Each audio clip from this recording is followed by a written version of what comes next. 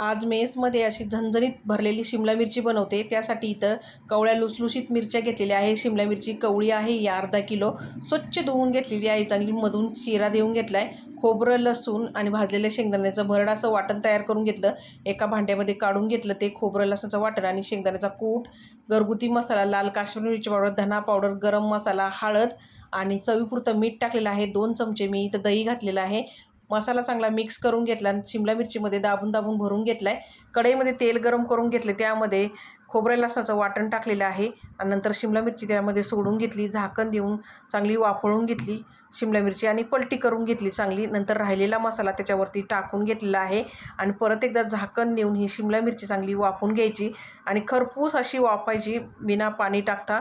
तर इथं तयार झाली मस्त अशी आपली झणझणीत भरलेली शिमला मिरची। तुम्ही ही चपातीबरोबर, भाकरीबरोबर खाऊ शकता। चला तर भेटूया पुढच्या व्हिडिओमध्ये। धन्यवाद।